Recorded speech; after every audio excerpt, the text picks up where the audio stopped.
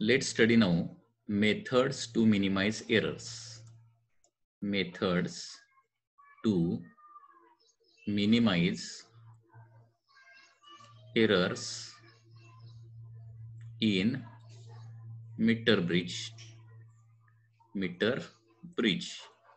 Okay, so what are the methods?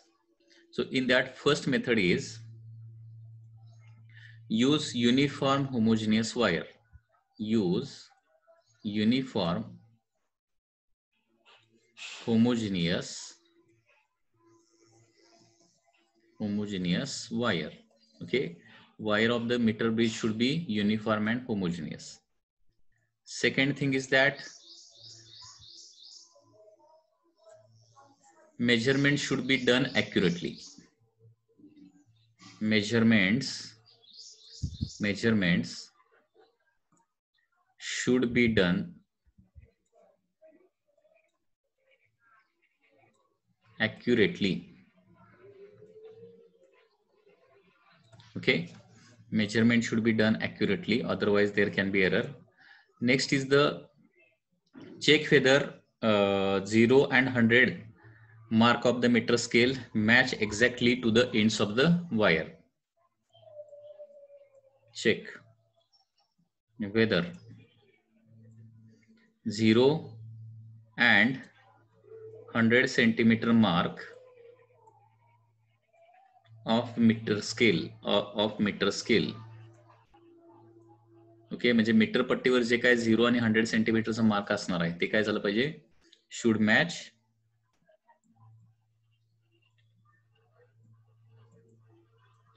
Exactly two ends of wire. वायरच्या बरोबरला एंडला ते match झालेलं असलं पाहिजे. त्याच्यानंतर सगळ्यात महत्वाची गोष्ट म्हणजे नल पॉइंट जो आहे तो मिडल 1/3 मध्ये जनरली मिळवला पाहिजे. Middle 1/3 of the wire. Middle 1/3 म्हणजे काय, आता मीटर ब्रिज वायर जे आहे ती किती सेंटीमीटरची आहे, metre bridge wire is of 100 centimetre. Metre bridge wire जी आहे ती 100 सेंटीमीटरची आहे. ठीक आहे, तर मिडल 1/3 म्हणजे काय होणार, 33 पासून 66 सेंटीमीटरच्या मध्ये जनरली नल पॉइंट मिळाला पाहिजे. आणि त्याच्या दृष्टीनं काय केलं म्हणजे काय पाहिजे, मग ती RH ची व्हॅल्यू किंवा नॉन रेजिस्टन्स R ची व्हॅल्यू काय केली पाहिजे, ऍडजस्ट केली पाहिजे. म्हणजे नल पॉइंट जो आहे किंवा बॅलन्सिंग पॉइंट जो आहे तो पूर्णपणे लेफ्ट एंडला नसावा किंवा पूर्णपणे राईट एंडला नसावा. 0 to 30 च्या मध्ये नसला पाहिजे किंवा 60 to 100 च्या मध्ये नसला पाहिजे. तो जनरली काय असला पाहिजे, 33 पासून 66 पर्यंत, म्हणजेच मिडल 1/3 मध्ये असला पाहिजे.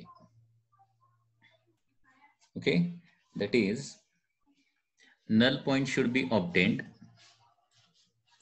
Null point should be obtained in middle 1/3 of wire. Null point should be obtained in middle 1/3 of the wire. Next important point is that experiment should be performed 2 times. Okay, by repeating by interchanging the value of x and r in left and right gap. Okay, म्हणजे generally काय करतो आपण, left gap मध्ये unknown resistance जोडतो आणि right gap मध्ये non resistance जोडतो. तर एक्सपेरिमेंट करत असताना तो एक्सपेरिमेंट 2 वेळा करायचा आहे. सुरुवातीला लेफ्ट गॅप मध्ये अननोन जोडायचा, राईट गॅप मध्ये नोन जोडायचा, आणि दुसऱ्या वेळेला लेफ्ट गॅप मध्ये नोन जोडायचा आणि राईट गॅप मध्ये अननोन जोडायचं. 2 वेळा परफॉर्म करून बघायचं आणि 2 वेळा सेम x ची व्हॅल्यू येते का बघायचं. जर त्या डिफरंट व्हॅल्यू येत असतील तर त्याचा मीनिंग काय होणार आहे, there should be some error in the metre bridge. Okay, so experiment should be done twice by interchanging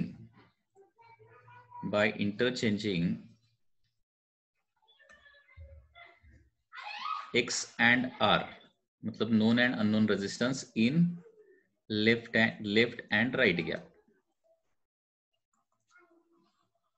okay, आणि याच्यानंतर एक सगळ्यात महत्वाची गोष्ट, सगळ्यात महत्वाचं प्रिकॉशन जे घ्यायला पाहिजे, आणि ते प्रिकॉशन म्हणजे काय, that is jockey should be tapped on the wire, it should not be slided on the wire. Okay, jockey should always be tapped on wire, it should not be slided. म्हणजे null point find out करत असताना आपण काय करतो, jockey जे आहे ते आपण मीटर ब्रिज वायरवर वेगवेगळ्या ठिकाणी ठेवतो. ठीक आहे, तर ती त्याच्यावर घासायची नाहीये, लक्षात घ्या, त्याच्यावर स्लाइड करायची नाहीये. ती काय करायची, एका पॉइंटवर टच करून बघायचं झिरो डिफ्लेक्शन मिळतंय का, नाहीतर मग नेक्स्ट पॉइंटला, मग नेक्स्ट पॉइंटला, या पद्धतीने काय करायचंय, टॅपिंग करायचं आहे, स्लाइडिंग करायचं नाही. So these are some important methods to minimize errors in the metre bridge experiment. Okay, so metre bridge एक्सपेरिमेंटच्या मेथड्स लक्षात आल्या का बघा, टू मिनिमाइज द एरर्स. आता याच्यानंतर नेक्स्ट पार्ट जो आपण स्टडी करणार आहे, that is the potentiometer. Okay, so next we are going to study that is the potentiometer.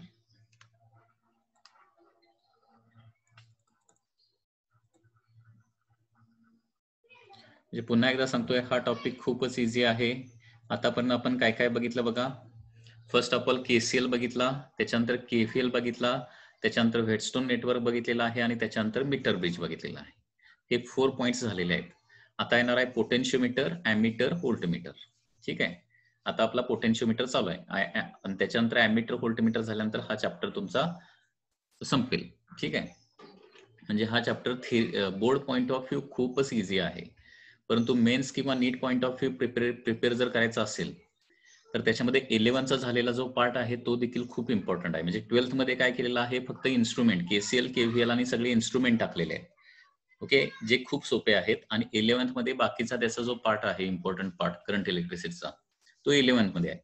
त्याच्यामुळे नीट आणि JEEचं जर प्रिपरेशन करायचं असेल तर काय करा, करंट इलेक्ट्रिसिटी टॉपिक, ओके, तुम्हाला मी सांगितलेलं आहे त्या माझ्या YouTube चॅनलला जाऊन तो जो टॉपिक आहे ते पूर्णपणे व्यवस्थित आणि रिपीटेडली बघा. ओके, जेणेकरून ते तुम्हाला फायदेशीर ठरेल.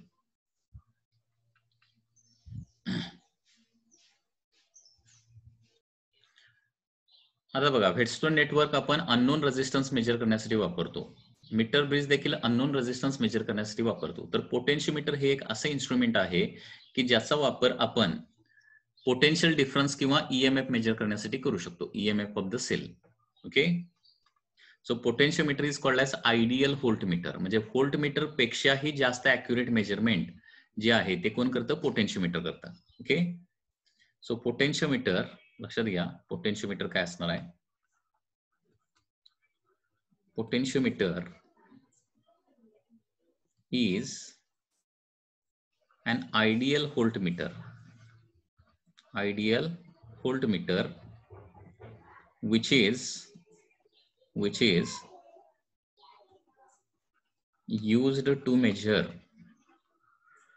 used to measure potential difference, which is used to measure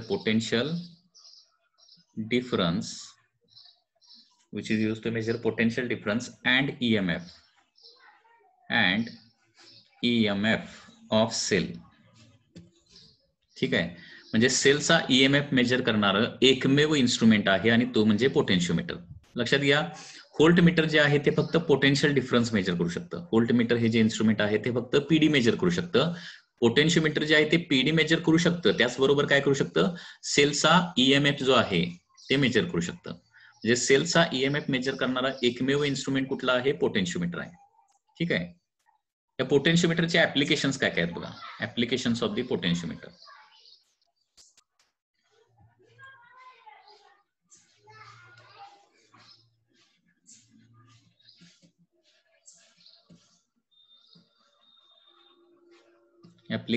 applications of the potentiometer.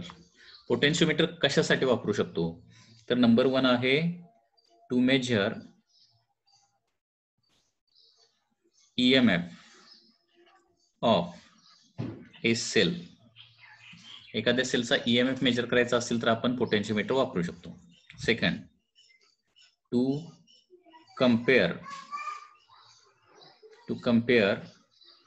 EMF of two cells, दोन सेलचा ईएमएफ कम्पेअर करायचा आहे म्हणजे E1 बाय E2 जर फाइंड आउट करायचं आहे तर त्याच्यासाठी वापरू शकतो. त्याचबरोबर to measure PD, to measure potential difference between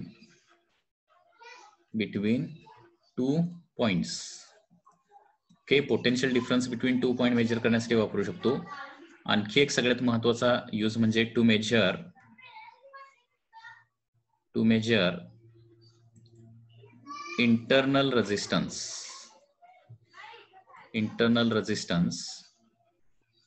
of a cell. एखाद्या सेलचा इंटरनल रेजिस्टन्स मेजर करायचा असेल तर त्याच्यासाठी देखील काय करू शकतो आपण, पोटेन्शियोमीटर यूज करू शकतो. So these are the 4 basic applications of the potentiometer: to measure EMF of cell, to compare EMF of two cells, to measure potential difference between 2 points, and to measure the internal resistance of a cell. Okay, so these are the application. आता potentiometer नेमका असतो कसा त्याचं construction आपण बघूया. Okay, so construction of the potentiometer. Construction of potentiometer.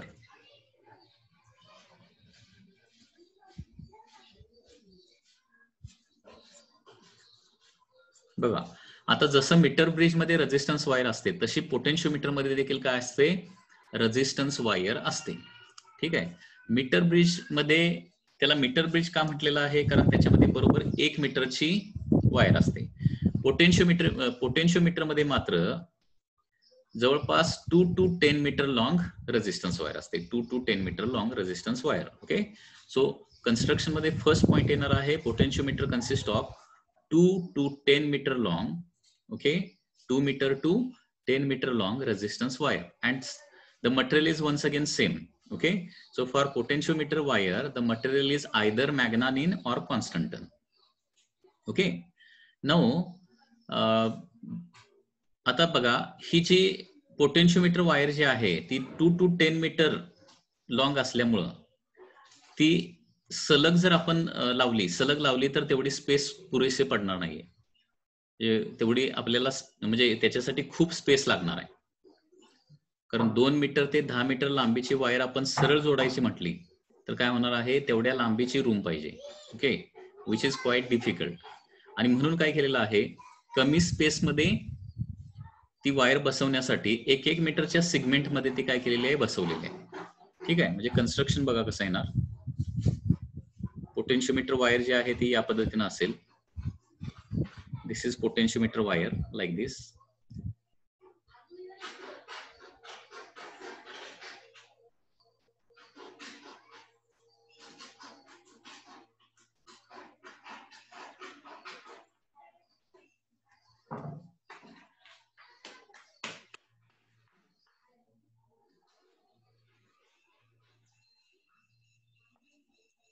Okay, so this is the potentiometer wire.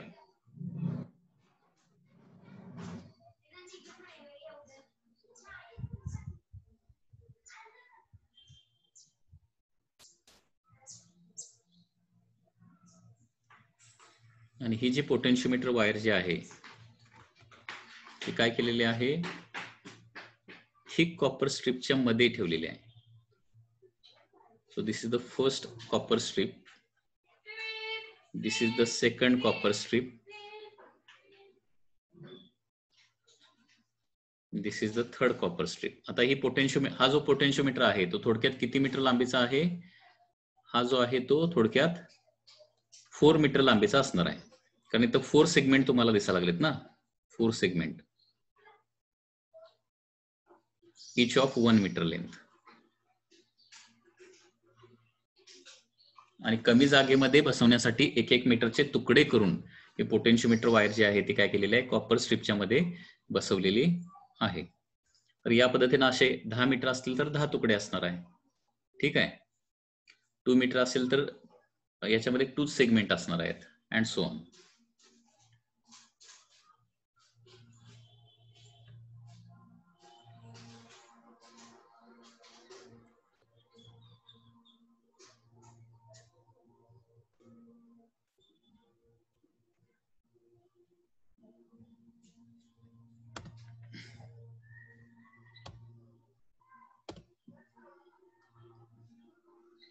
Okay.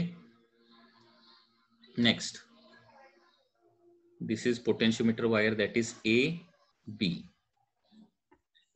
आता हे potentiometer वायरला सिरीज कॉम्बिनेशन ऑफ EMF वगैरे जोडलेला असणार आहे. तर कन्स्ट्रक्शनचे आपण पॉइंट्स लिहूया.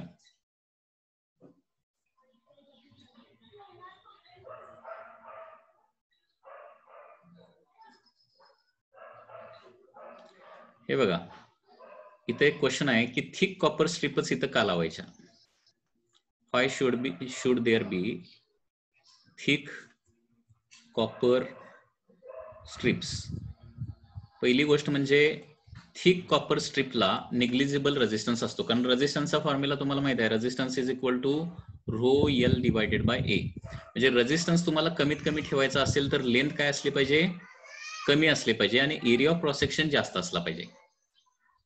कारण लक्षात घ्या, 0 to इथं काय येणार आहे, 100 येणार आहे. त्याच्यानंतर इथून काय होणार आहे, तुमचं 100 स्टार्ट होणार आहे, 101, 102, इकडे काय येणार आहे, बरोबर 200 होणार.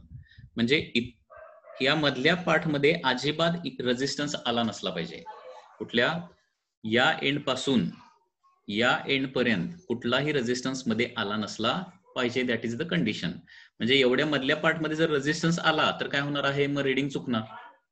कारण ऍक्च्युली ती सलग वायर पाहिजे ना, 8 मीटर 10 मीटर जी काय असेल ती सलग वायर, म्हणजे इथून इथपर्यंत मध्ये कुठलाही रेजिस्टन्स नसला पाहिजे ना. ठीक आहे. त्याच्यामुळे ही आहे अशी वायर बेंड केली तर मेजरमेंट करता येणार नाही मग व्यवस्थित.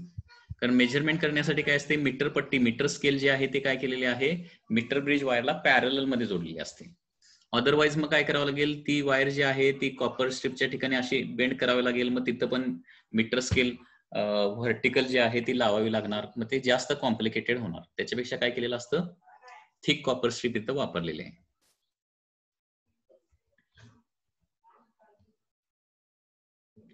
ओके.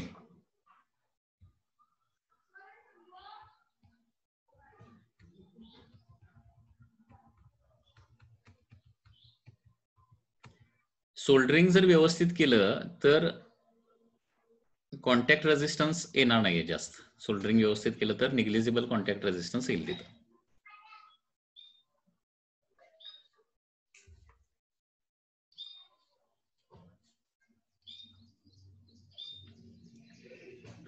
ओके. त्याच्यानंतर काय केलेलं आहे, इथं सिरीज कॉम्बिनेशन जोडलेलं आहे.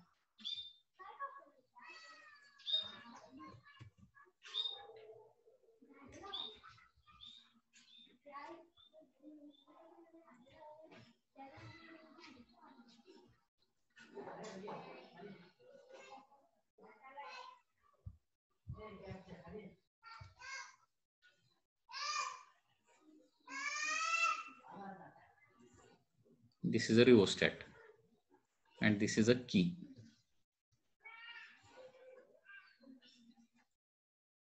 Plus, minus, and this is the EMF. याला काय म्हणायचं, प्रायमरी EMF म्हणायचं. ओके. हा जो EMF आहे इथं दिलेला तो काय करणार आहे, या पोटेन्शियोमीटरला एनर्जी सप्लाय करणार आहे.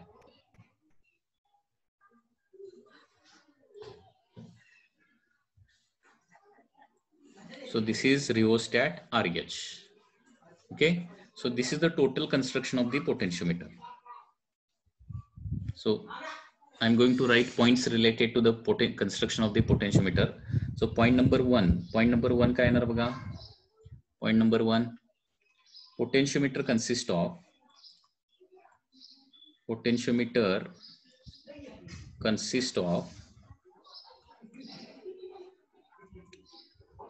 2 meter to 10 meter long uniform homogeneous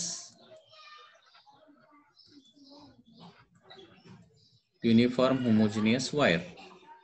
Okay, 2 to 10 meter long uniform homogeneous wire. It is made up of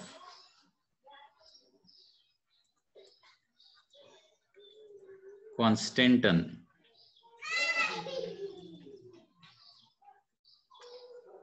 or manganin. Okay, constantan किंवा मॅग्नानिन पासून बनवलेले असतात. Okay. Second, to accommodate in less space, to accommodate in smaller space, it is fixed in segments of 1 meter between thick copper strips. Okay, so to accommodate in smaller space, म्हणजे कमी जागेमध्ये बसवण्यासाठी काय केलेलं आहे, it is fixed in segments of 1 metre between thick copper strips. After that काय केलेलं आहे बघा, a metre scale is fixed parallel to the wire. Metre scale जी आहे ती या पद्धतीनं पॅरलल टू वायर जी आहे ती या पद्धतीनं बसवलेली असणार आहे. This is a metre scale.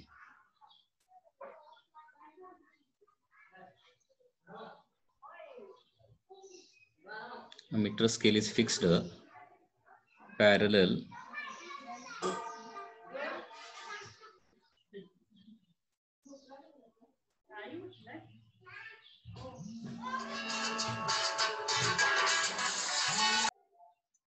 after that next a meter scale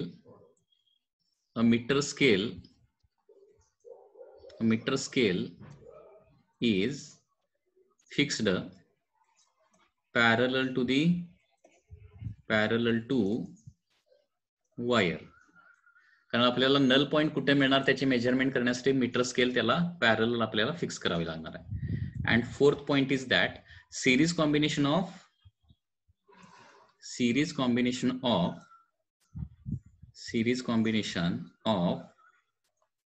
EMF E, key K and rheostat RH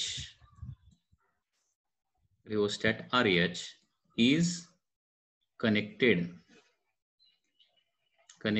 across wire. Okay, series combination of EMF E, key K and rheostat RH is connected across the wire. म्हणजे हा जो EMF E, key K आणि RH यांचं combination त्या वायरच्या दोन एंडला जोडलेला आहे. आता याच्यामध्ये आपल्याला सपोज EMF मेजर करायचा आहे, तर तो सेल जो आहे तो कुठं जोडायचा आहे, तर लक्षात घ्या त्याची अरेंजमेंट या पद्धतीने येणार आहे.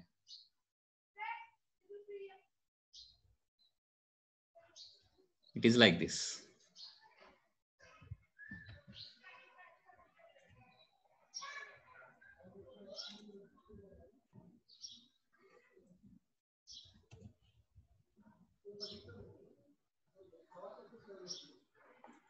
Jockey plus minus.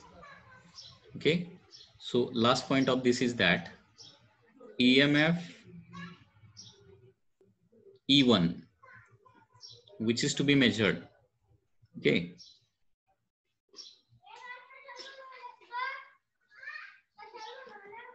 positive terminal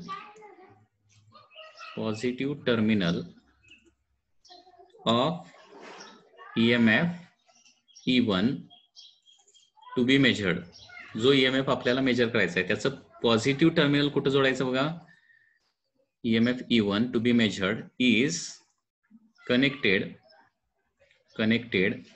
to point A and its negative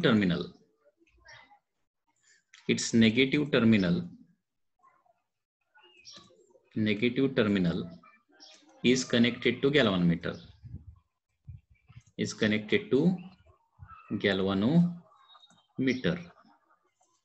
okay, म्हणजे याचं निगेटिव्ह टर्मिनल हा जो EMF E1 आहे त्याचं पॉझिटिव्ह टर्मिनल A ला जोडायचं आणि निगेटिव्ह टर्मिनल कुणाला जोडायचं आहे, गॅल्व्हॅनोमीटरला जोडायचं आहे आणि गॅल्व्हॅनोमीटरचा अदर एंड जॉकीला जोडायचा आहे. And other end of गॅल्व्हॅनोमीटर